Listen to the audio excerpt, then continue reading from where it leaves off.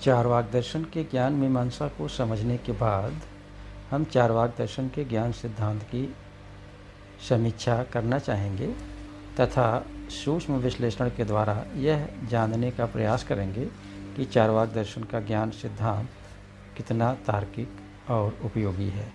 चार्वाक दर्शन के ज्ञान सिद्धांत के दो पक्ष हैं। पहला पक्ष है ज्ञान का सकारात्मक स्वरूप, दूसरा पक्ष है ज्ञान का नकारात्मक स्वरूप। पहले पक्ष में हम देखते हैं कि चार्वाक दर्शन प्रत्यक्ष ज्ञान को ही एकमात्र प्रामाणिक ज्ञान मानता है। प्रत्यक्ष अर्थात इंद्रियों से प्राप्त ज्ञान, इंद्रियों से प्राप्त ज्ञान ही अकाट्य होते हैं, ऐसी चार्वाक दर्शन की मान्यता है। भारतीय दर्शन के सभी संप्रदायों में प्रत्यक्ष को प्रामाणिक ज्ञान के रूप में स्वीकार किया गया है। कोई भी ऐसा दर्शन नहीं है जिसने प्रत्यक्ष को प्रामाणिक ज्ञान के रूप में स्वीकृति नहीं प्रदान की हो। इसलिए चार्वाक दर्शन के इस सकारात्मक पक्ष पर कोई दर्शन आपत्ति नहीं करता है। अब प्रश्न उठता है कि चार्वाक दर्शन के ज्ञान सिद्धांत में नकारात्मक पक्ष अर्थात चार्वाक ने किन प्रमाणों को अस्वीकार किया है, क्या है। दूसरे शब्दों में हम कह सकते हैं कि चार्वाक की दृष्टि में किस प्रकार से प्राप्त ज्ञान प्रामाणिक नहीं होते हैं। चार्वाक दर्शन कहता है कि अनुमान, उपमान, शब्द, अर्थापत्ति और अभाव यह सब अनुमान पर आधारित ज्ञान है। अनुमान जो कि निश्चित और अकाट्य ज्ञान देने में अक्षम है, तो अन्य प्रकार के ज्ञानों के आधार के रूप में इसे कैसे स्वीकृति प्रदान की जाए। चार्वाक कहता है कि व्याप्ति की स्थापना में ही दोष है, क्योंकि व्याप्ति की स्थापना पूर्व काल में और वर्तमान काल में अपने द्वारा देखे गए विषयों के आधार पर की गई है। यदि हम थोड़ा सूक्ष्मता से विचार करें, थोड़ा गहराई से विचार करें, तो पूर्व काल में भी सभी प्रकार के विषयों का प्रत्यक्ष नहीं हुआ था और हो भी नहीं सकता। वर्तमान समय में भी हम सभी प्रकार के विषयों का प्रत्यक्ष नहीं करते हैं और कर भी नहीं सकते हैं। जबकि जब हम व्याप्ति की स्थापना करते हैं तो ऐसा मान लेते हैं कि पूर्व काल में और वर्तमान काल के सभी विषयों का प्रत्यक्ष किया गया है, जबकि वास्तविकता यह है कि न तो पूर्व काल के सभी विषयों का प्रत्यक्ष हुआ है और न वर्तमान काल के सभी विषयों का प्रत्यक्ष हुआ है। सच कहें तो इनका प्रत्यक्ष हो भी नहीं सकता। इस प्रकार विषयों के कुछ भाग के प्रत्यक्ष के आधार पर हम व्याप्ति की स्थापना कर लेते हैं। यह अवश्य है कि हमने कभी ऐसा प्रत्यक्ष नहीं किया कि धुआं तो हो लेकिन अग्नि न हो। चार्वाक दर्शन कहता है कि व्याप्ति की स्थापना ही अब तक देखे गए अधिकांश विषयों के प्रत्यक्ष पर हुई है, ना कि सभी विषयों के प्रत्यक्ष पर। कहने का अर्थ यह है कि संसार में उठने वाले सभी धुआं को नहीं देखा गया है और न ही सभी अग्नि को। वर्तमान में भी, भूतकाल में भी सभी धुएं के साथ सभी अग्नियों को नहीं देखा गया है। भविष्य में तो किसी भी धुआं के साथ अग्नि को नहीं देखा जा सकता। इसलिए जब सभी अग्नि के साथ धुआं को नहीं देखा गया है तो यह कहना तर्क संगत नहीं हो सकता कि धुआं और अग्नि में व्याप्ति संबंध है और धुआं भविष्य में भी अग्नि के साथ ही होगा। इसके अतिरिक्त चार्वाक एक अन्य प्रश्न भी प्रस्तुत करता है कि धुएं का अग्नि के साथ होना कुछ शर्तों के कारण ही होता है। जैसे यदि लकड़ी में आर्द्रता अर्थात गीलापन न हो तो धुएं का होना भी संभव नहीं है। इस प्रकार कुछ अन्य शर्तें अथवा उपाधियां और भी हो सकती हैं जो अग्नि के साथ मिलकर धुएं को उत्पन्न करती हैं। वह सभी हमारे प्रत्यक्ष में नहीं आते। चार्वाक यह कहना चाहता है कि कई शर्तें हो सकती हैं जिनके होने पर ही अग्नि के साथ धुआं हो। इनमें से बहुत से शर्तों का हमें प्रत्यक्ष नहीं होता। यदि यह शर्तें नहीं होंगी तो अग्नि के साथ धुआं भी नहीं होगा। इसलिए हम निश्चित रूप से नहीं कह सकते कि धुएं और अग्नि में व्याप्ति संबंध है। अब यहाँ थोड़ा ध्यान दें, क्योंकि यह तर्क देखने से ऊपर से अच्छा दिख रहा है, लेकिन इस तर्क में चार्वाक अपने ही विरोध में वक्तव्य देता है। जैसे यहाँ पर अग्नि के साथ उन शर्तों अथवा उपाधियों के विषय में चार्वाक कह रहा है जिनके विषय में हम अभी तक नहीं जानते, लेकिन चार्वाक कहता है उन शर्तों और उपाधियों का अनुमान भी कर रहा है कि वह हो सकती हैं कि उन्हीं के कारण धुआं होता हो। अब यहाँ यह तो निश्चित ही है कि जिन शर्तों को हम जानते हैं उनके अतिरिक्त अन्य शर्तों अथवा उपाधियों के विषय में अनुमान ही कर सकते हैं, और चार्वाक स्वयं ही अनुमान के विरोध में है। इसलिए चार्वाक का यह कहना कि सभी उपाधियों के होने पर ही धुआं होगा तर्कसंगत नहीं लग रहा है।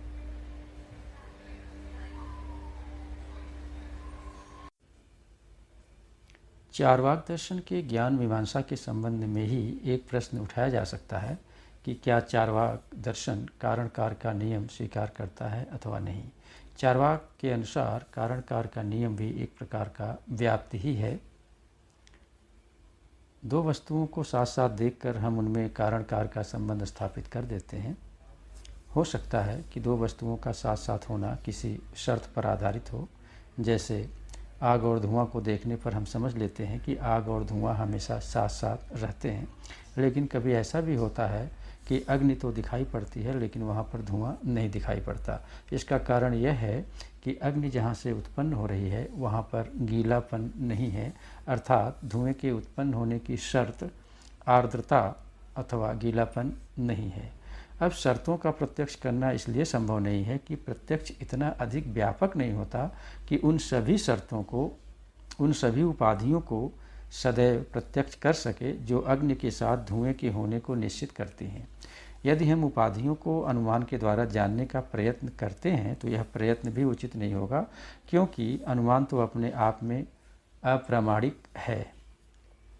एक बिंदु और भी है जिसे हम चार्वाक दर्शन के ज्ञान सिद्धांत के संबंध में विचार कर सकते हैं कि शब्द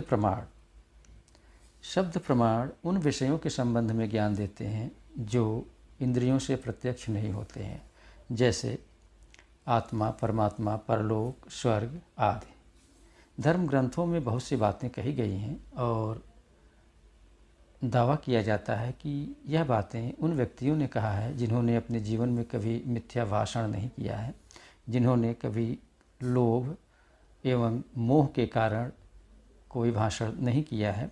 क्या इन पर भी विश्वास नहीं करना चाहिए?